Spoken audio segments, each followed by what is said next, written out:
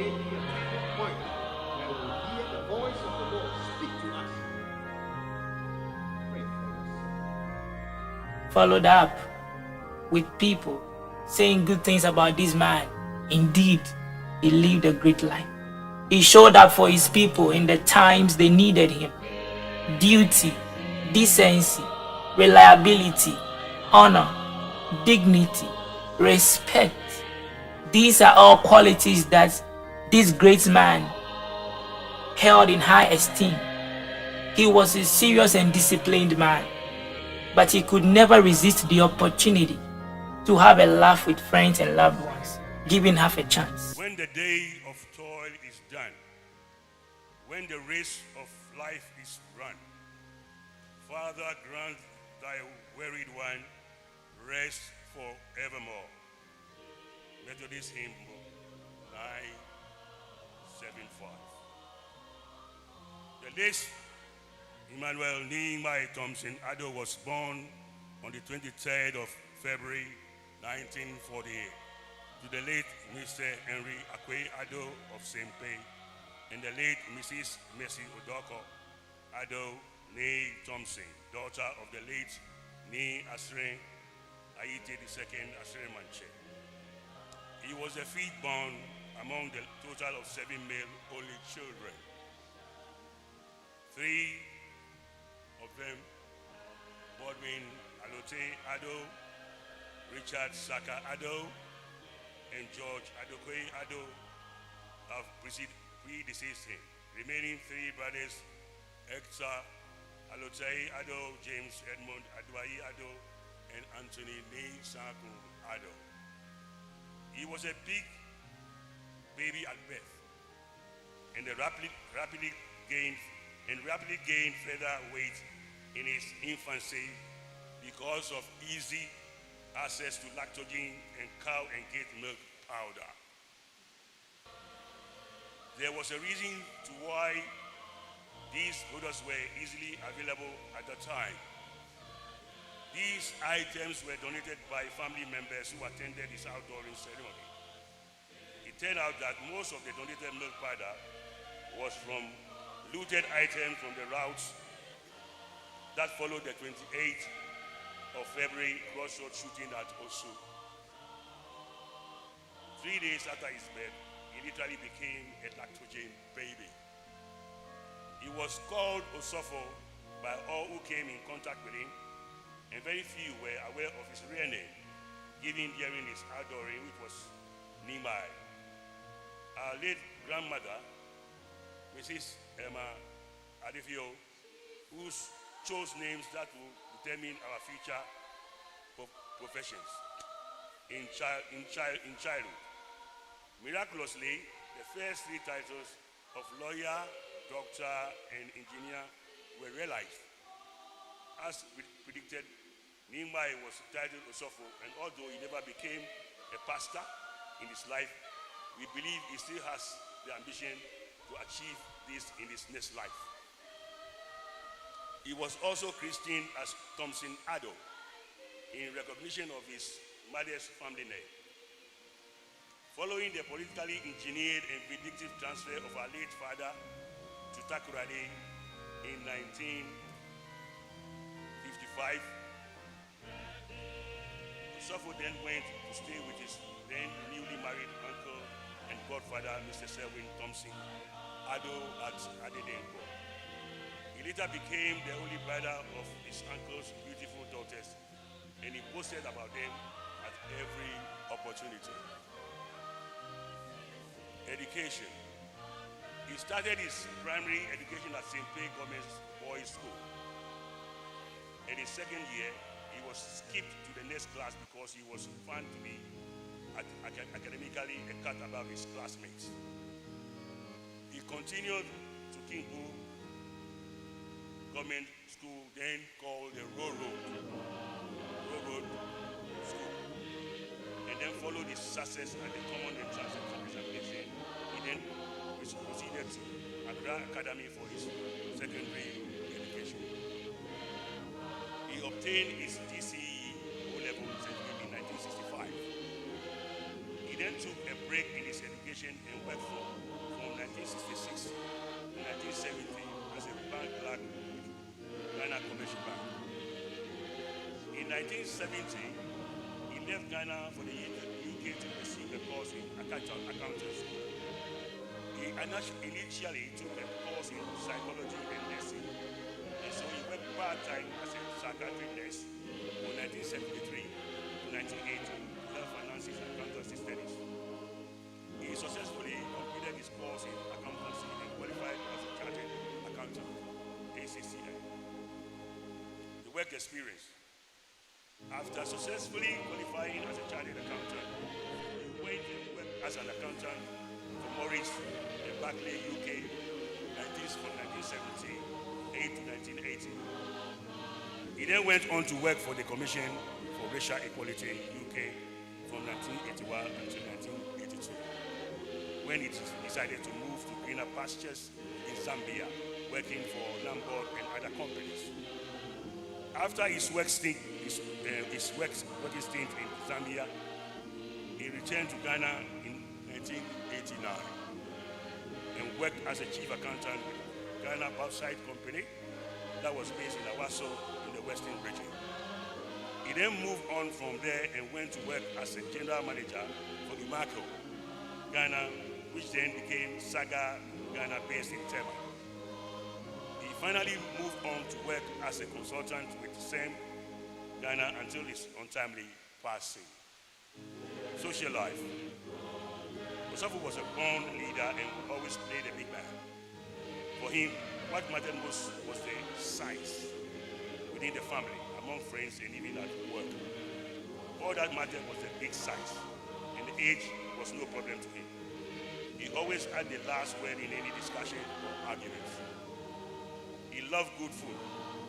He was an excellent chef and was no stranger in the kitchen where he would direct and prepare what he felt would be delightful to eat. Religious life. He was baptized at Accra Westby Cathedral and brought up strictly in the Methodist faith. He maintained regular involvement in the Methodist Church whilst he was abroad, as well as in Ghana. His last place of worship was at Bethany Methodist Church, Jogulo, Accra. Apart from his occasional periods of what he often referred as attacks of asthma, Osofo largely enjoyed good health. Of course, his size sometimes prevented him from indulging in vigorous activities. He was, however, an outstanding table tennis player and was surprisingly agile despite his size. However, 3 weeks prior to his demise, he felt unwell and had to be admitted to the University of Ghana Medical Center, Legon. His response to treatment was constrained, and he gradually passed away on the 18th of October 2022. Osofo, you have fought a good fight, and we all wish you a good rest in the arms of the Lord. Meanwhile, Osofo, Yawo Ojuba.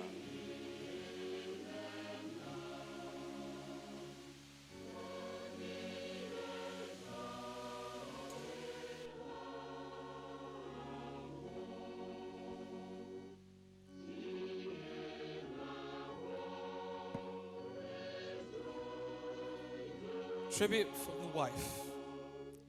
He will wipe every tear from their eyes. There will be no more death, or mourning, or crying, or pain, for the old order of things has passed away. Revelation chapter 21, verse 4.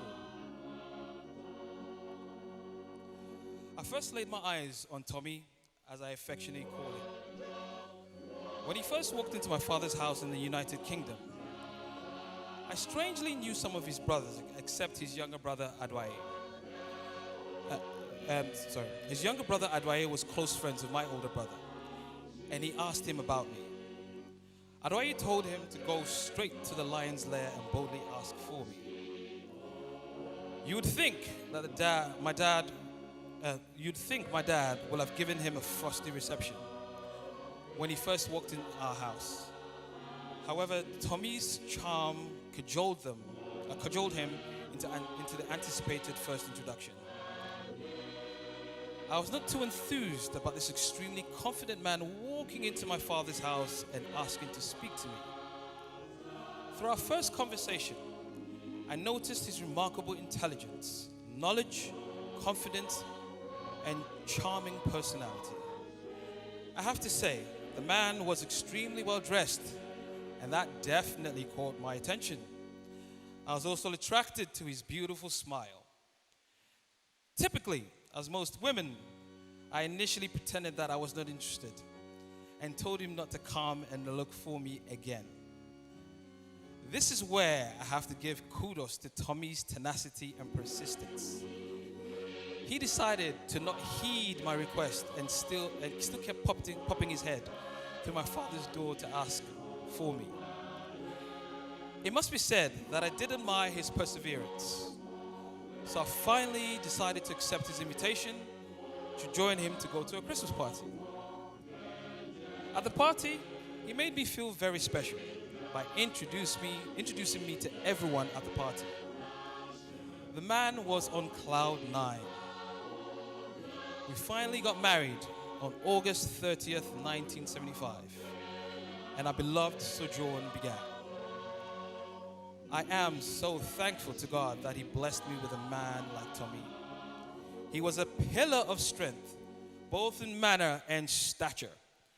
I loved his witty remarks and jokes. I was edified by his intelligence and wisdom. He was a great father to our children. He was passionate about bringing up our children in the right way. We had our ups and downs, as most couples have. However, we had a great time together. I admire how much he loved not only his internal family, but his external family as well. He has taught all of us to always show love to humanity. Thank you.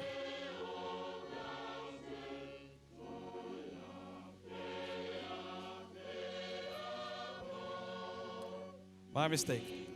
There's another page. I do apologize. Sorry. I got a little excited. I do apologize.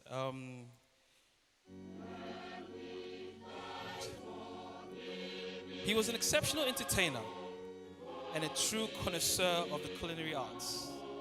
Our house was always filled with family and friends, as Tommy always wanted people to feel at home and enjoy our culinary delights. We had memorable, intimate moments during the last few days before he left us. We have lost a true iconic figure. I have lost my best friend, and I'm going to sorely miss you, my dear and wonderful Tommy. May you rest in God's arms and forever lie in perfect peace. Tommy, Yawo Ojuba.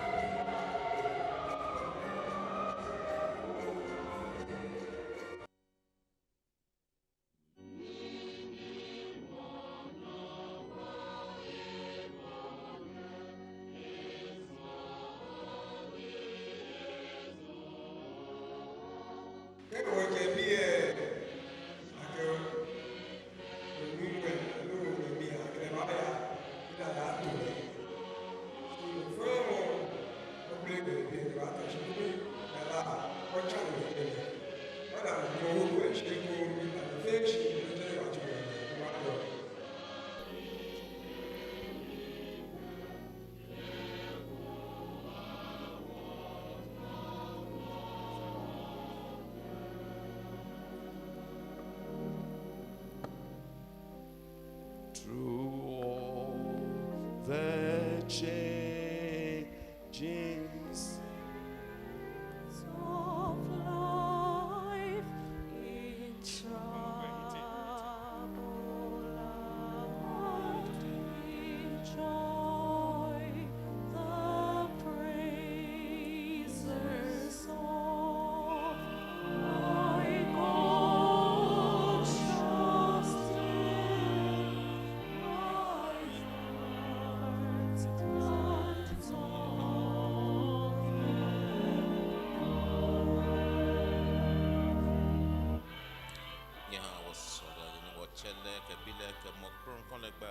Amen.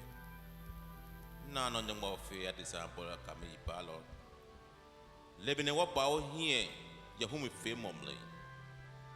Women double women come for women ton trumble, I can what chibo. Your care working no friend of your shida or humble. No matter woman double she. Your children were like a wall. Okale how war.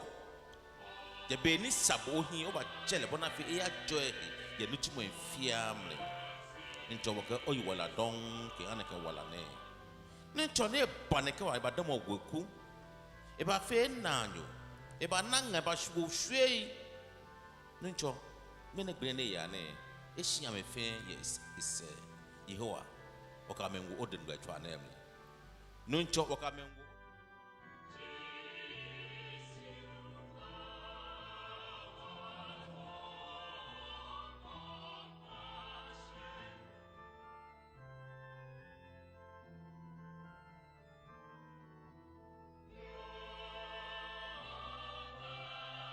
which would later be followed by a brief life history of this great man of God after 74 years of a work of honor on earth.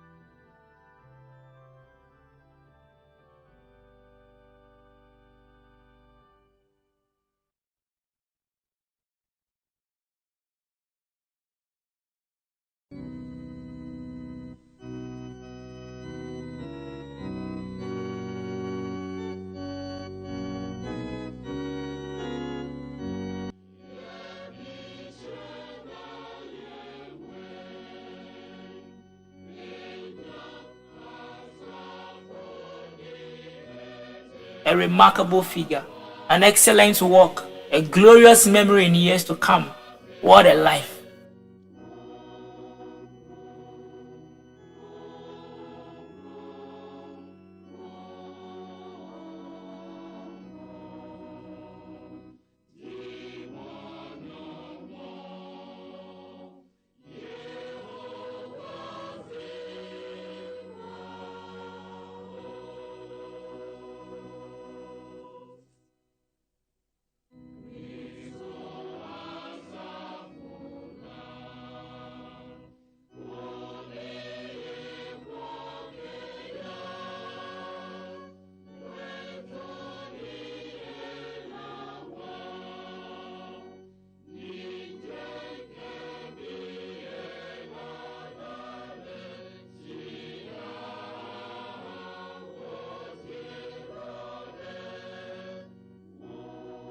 What an example for generations to come.